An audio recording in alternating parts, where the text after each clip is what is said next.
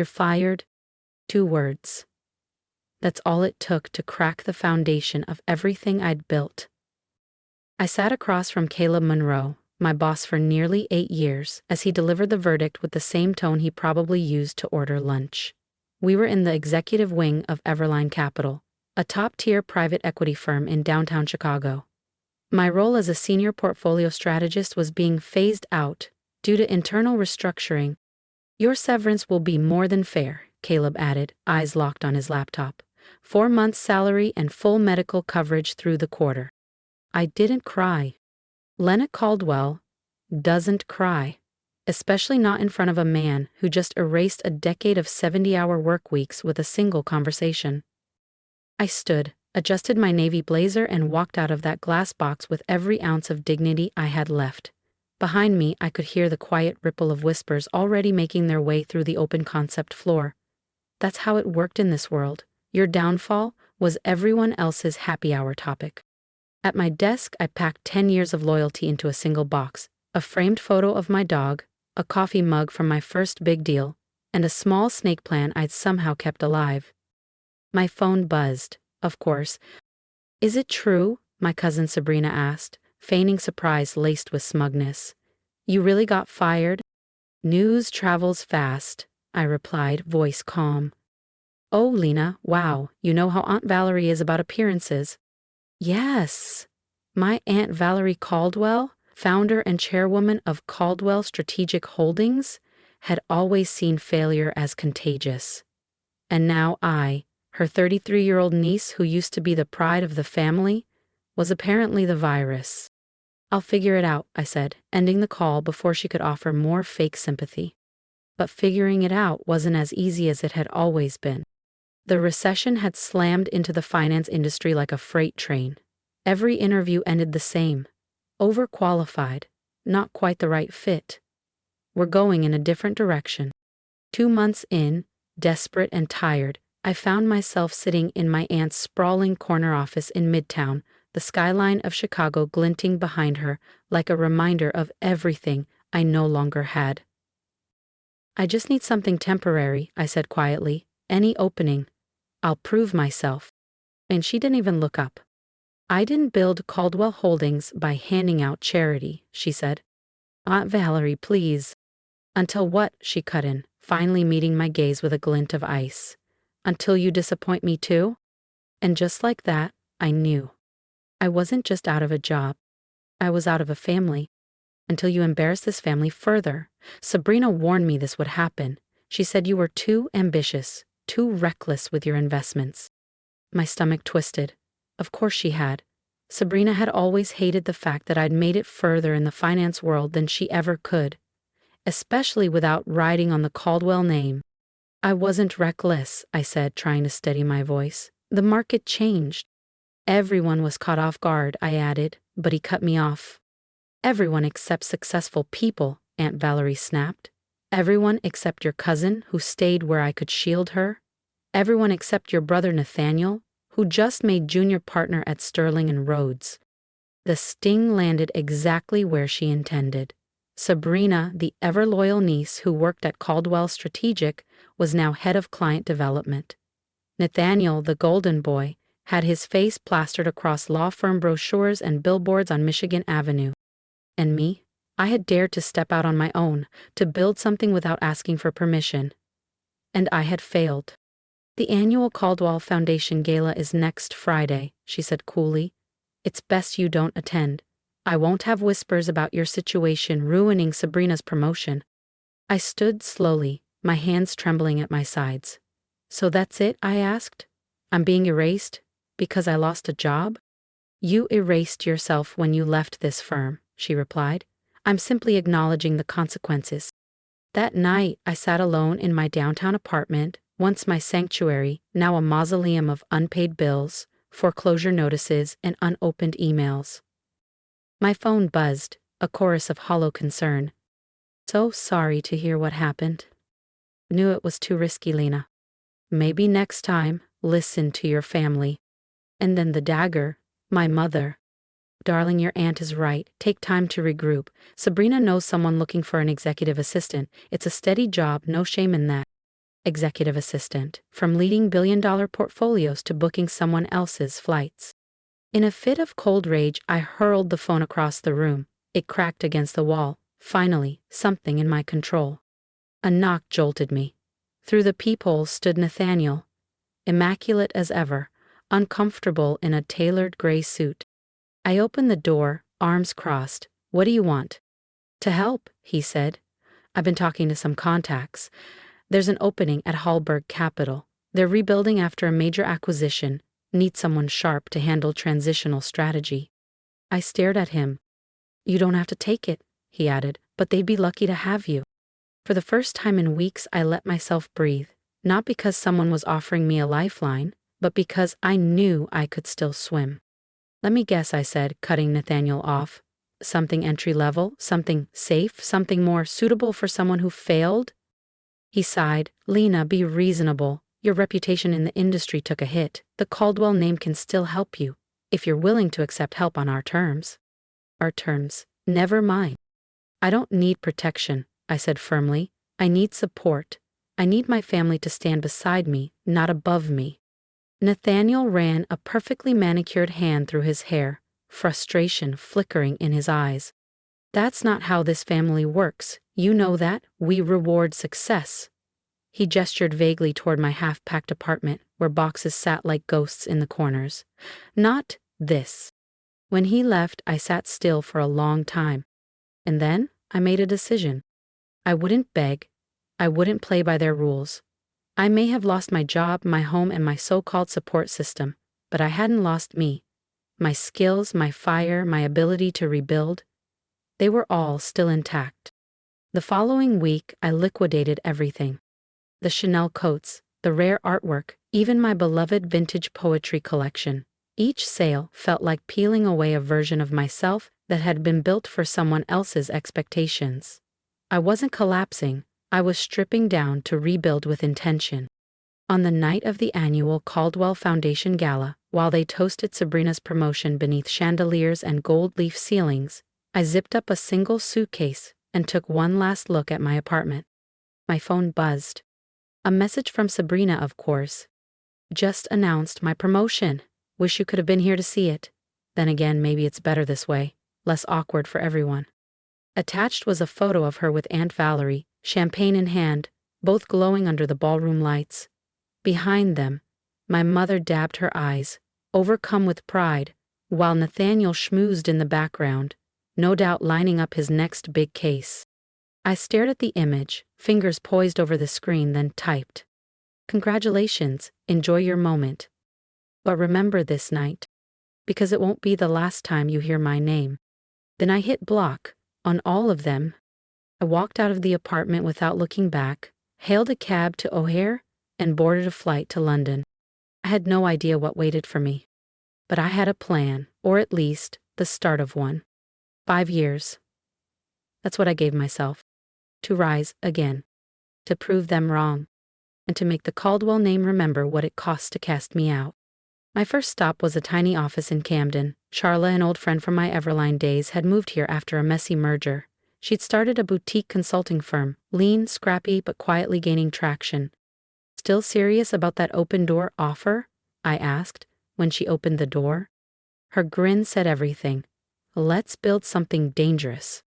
Hit subscribe so you don't miss what happens when I return, not just to the game, but to rewrite the rules."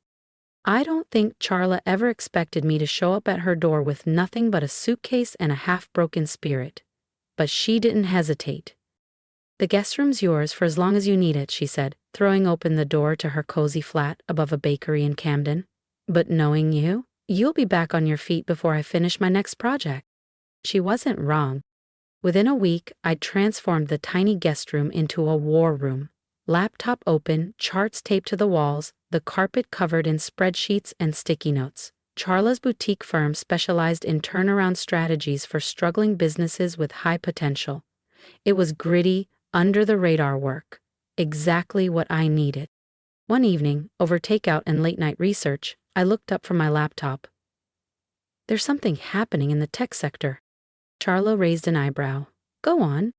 "Startups with insane potential, breakthrough ideas. but they can't get funding. Too small, too risky for the traditional players. I slid a report across the table. The big firms are playing it safe after the crash, but that just leaves space for someone bold. Charla smirked, handing me a chipped coffee mug. Sounds familiar. I ignored the jab. We could get in early, real early. The right bets now could multiply tenfold.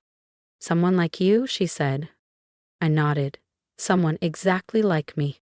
From that moment, my routine shifted into overdrive. By day, I supported Charla's clients, reworking financials, rebuilding models, finding growth paths no one else could see.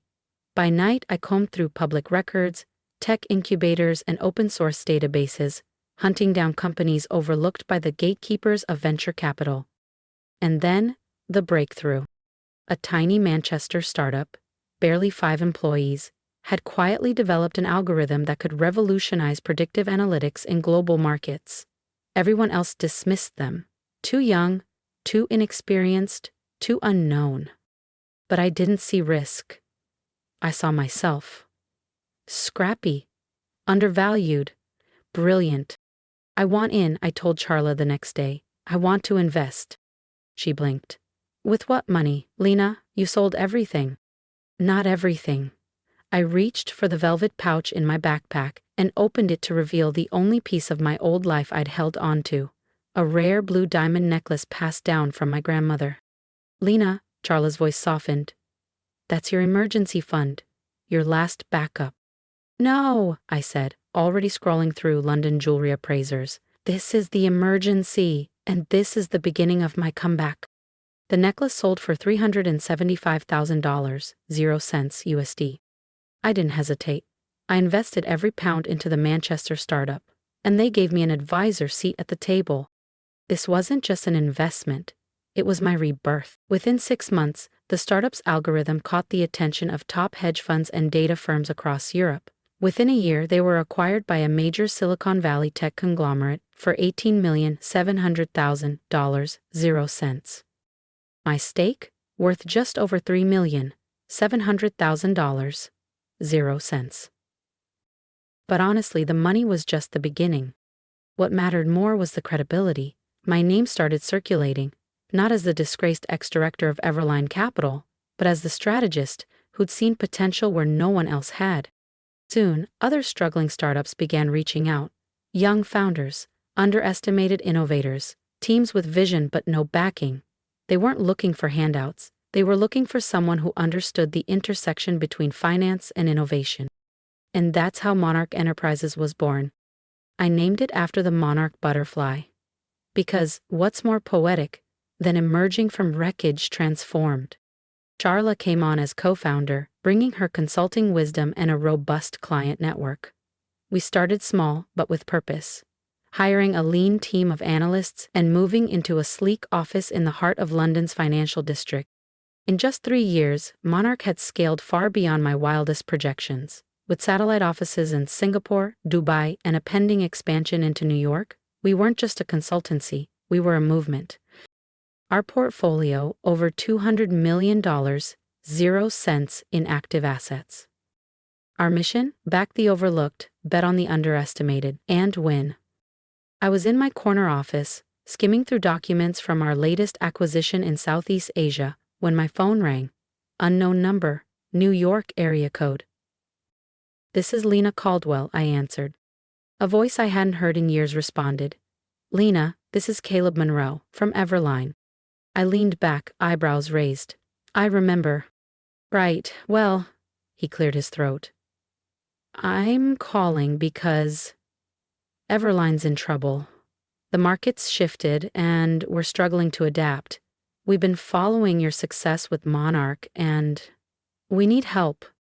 I let the silence sit. Sweet, sharp, satisfying. I'm sorry, Mr. Monroe, I said, keeping my tone neutral. Monarch doesn't usually work with firms lacking visionary leadership. You might try an executive recruitment agency. I hear they're great at placing assistants. Then I hung up, smiling. But that moment of satisfaction was shattered seconds later. A new email pinged. The subject line made my blood run cold. Caldwell Strategic faces hostile takeover attempt.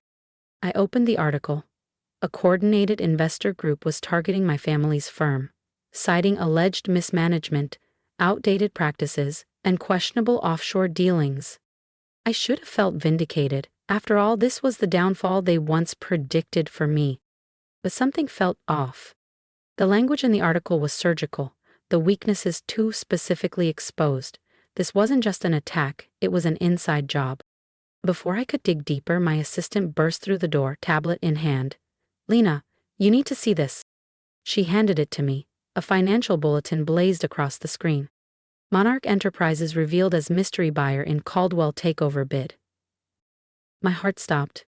Someone was using my name, or my company's, to take down the very empire that once cast me out. And it wasn't me. Somehow, without my knowledge, someone had used Monarch's international subsidiaries to purchase millions in Caldwell strategic bonds, bonds that, now aggregated, could be used to legally support the hostile takeover. But I hadn't authorized those transactions. Which meant, Charla? Silence. I stood, calling her name again, louder this time. But my office was empty.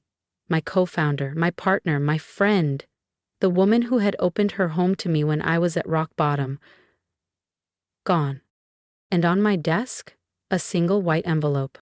I recognized the handwriting instantly, slanted, neat, measured. "Lena, I'm sorry. Valerie's offer was too good to walk away from. She says to tell you, family always comes first. Even when that family needs to learn a lesson." I sank into my chair as the final piece locked into place. Aunt Valerie, of course. The woman who had exiled me now wanted my empire. Not satisfied with pushing me out of her world, she wanted to bury mine too. But she had made one critical mistake. She underestimated the girl she cast out. I grabbed my phone and dialed a number I'd never deleted, even when I promised myself I was done with them. "Lena," said Sabrina's voice on the other end, smooth as ever. "Took you long enough?" "Call off the takeover," I said flatly. She laughed. "Or what? You'll cry to Valerie? Oh wait, you can't. You're not in the family anymore." "No," I replied. "But the SEC would love to hear how illegally acquired Caldwell bonds were funneled into Monarch's portfolio using a forged authority code." Silence. "You're bluffing," she said, but I could hear the crack in her voice. "Am I?" I asked. "Check your inbox." Just before calling, I had attached every traceable document. Charla had betrayed me. But she'd also left digital fingerprints all over the shadow companies used in the bond purchase. "What do you want?" Sabrina snapped, the calmness gone now, replaced with fear. I smiled, even though she couldn't see me. "What I've always wanted, a fair shot. And thanks to you, I'm about to get it." "What are you planning?" she asked, urgency rising. "Check tomorrow's financial press. I think you'll find it enlightening." Then I hung up. I pressed the intercom. "Janet? Prep the main conference room. We're hosting some guests tomorrow." There was a pause. "Guests, ma'am?" "Yes, Caldwell Strategic's board of directors." Janet hesitated. "That's your family's company, are you sure?" I turned toward the photo still hanging on my wall. Sabrina's promotion gala, 5 years ago. The champagne, the fake tears, the smirks. That night, they'd celebrated what they thought was my end. They were wrong. "Yes," I said, "it's time for a family reunion." To be continued. The morning of the board meeting broke crisp and golden over London's financial district. From the floor-to-ceiling windows of my office, I watched as the city stirred to life. Buses weaving through narrow streets, pedestrians clutching coffees, and bankers filing into glass towers. In just a few hours, my family would step through these doors. Not as the confident Colwells they once were, but as desperate players in a game they no longer controlled. "Miss Caldwell?" Janet poked her head in. "Your brother Nathaniel is here." Of course he was early. Nathaniel had always been the peacemaker, the negotiator. They'd sent him ahead, testing the temperature before the storm.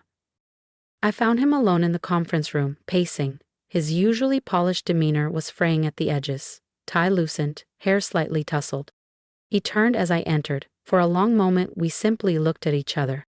5 years had passed, and yet in this moment, It felt like we were both back in that mahogany-paneled house, divided by titles and expectations.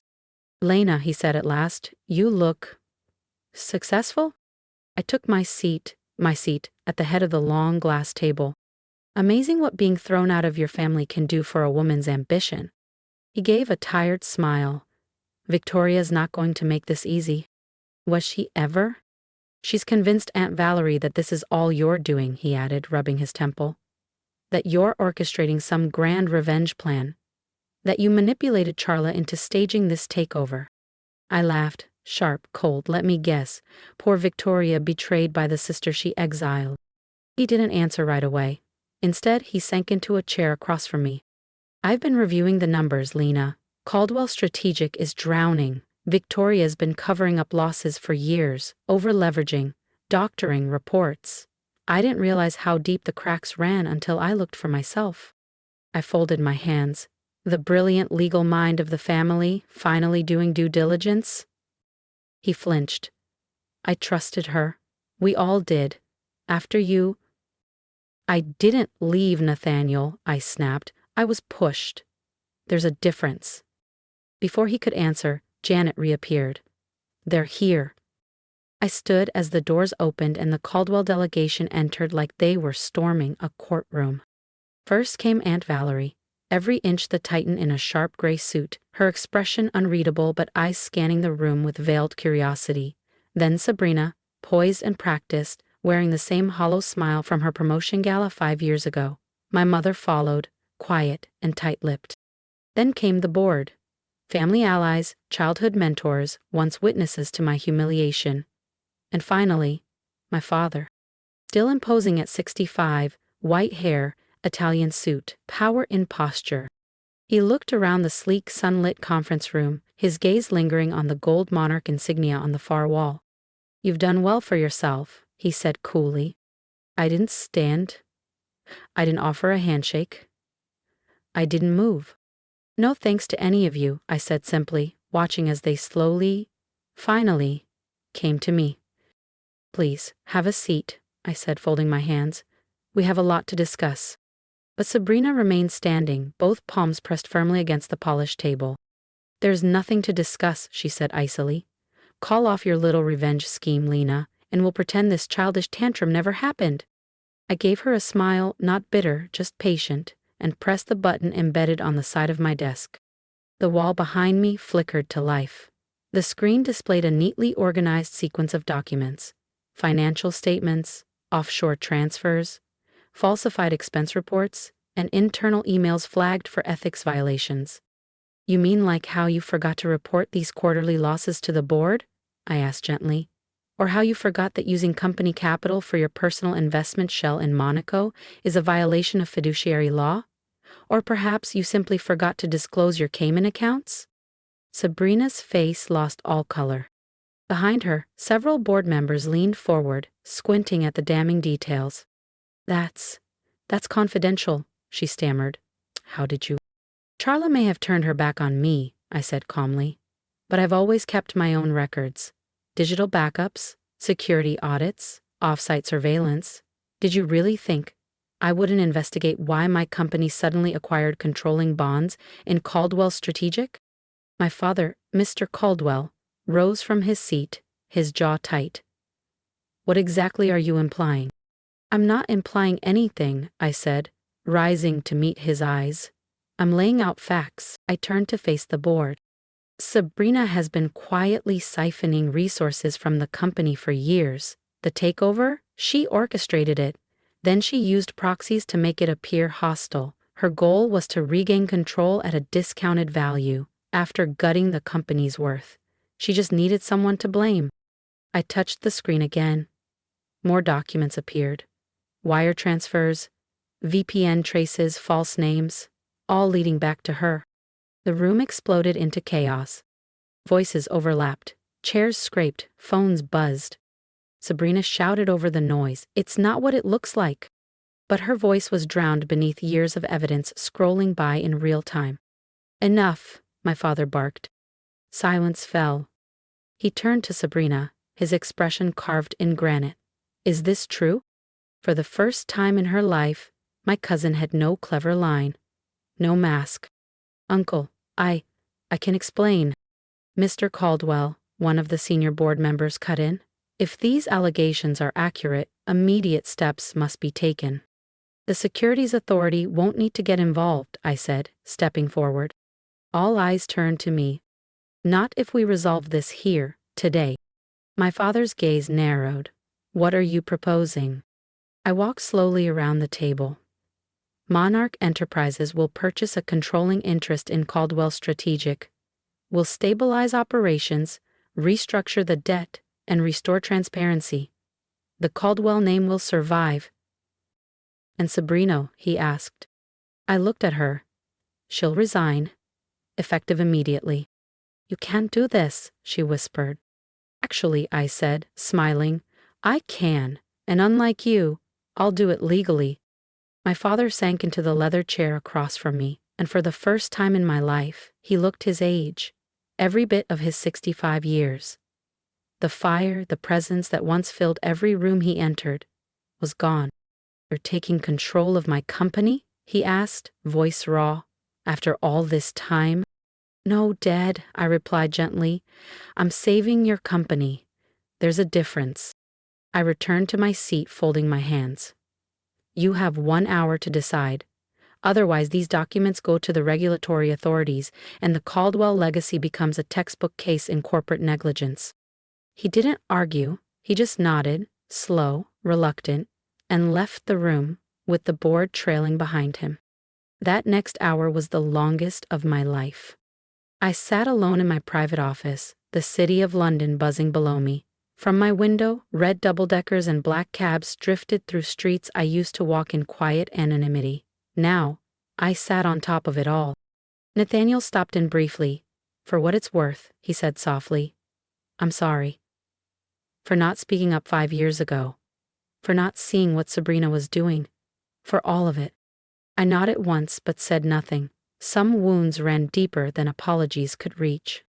Eventually the door opened again. My father stepped inside. He didn't say anything at first, just looked around my office, the sleek desk, the Monarch crest, the city at my back. The board approved your proposal, he said stiffly. Sabrina has resigned. The restructuring will be announced first thing tomorrow. I turned to face him. And? His eyes met mine, and for the first time, they didn't hold judgment, or skepticism, or condescension. They held respect. And, he paused, swallowing hard, I was wrong. About you. About everything. Yes, I said quietly. You were. He moved to leave, then stopped, his hand lingering on the doorframe. That night at the gala, when we toasted Sabrina's promotion, I looked up, remembering. You said we'd hear your name again. I did. I didn't believe you then, he admitted, voice cracking. I couldn't imagine this. He gestured around the room. I couldn't imagine you proving me wrong so spectacularly. And then he left. I sat in silence, emotions surging, relief, exhaustion, pride, something like grief. I had won. On my terms. I was no longer the exile. I was Lena Caldwell, founder of Monarch Enterprises, and the woman who turned legacy into leverage. But the victory felt heavier than I'd expected. A soft knock interrupted my thoughts. It was my mother. She hovered awkwardly in the doorway. The caterers called, she said. They wanted to confirm for Sunday dinner. I blinked. Dinner? We've missed so many, she said, fidgeting. I thought, maybe, if you're not too busy. I looked at her, really looked. The worry lines, the gray near her temples. 5 years had aged us both. How much had she known? How much had she silently regretted? I hesitated. I'll check my schedule, I said. Then softer. But maybe. She nodded, understanding that, for now, this was all I could give. Change doesn't happen in a single conversation, and trust, once fractured, doesn't heal with apologies alone. It takes time, and this was a beginning. 1 month later, I sat in what used to be my father's office, now mine. at Caldwell Strategic's Manhattan headquarters. The view of New York City was exactly as I remembered it. Vast, glittering, full of noise and ambition. But everything else had changed.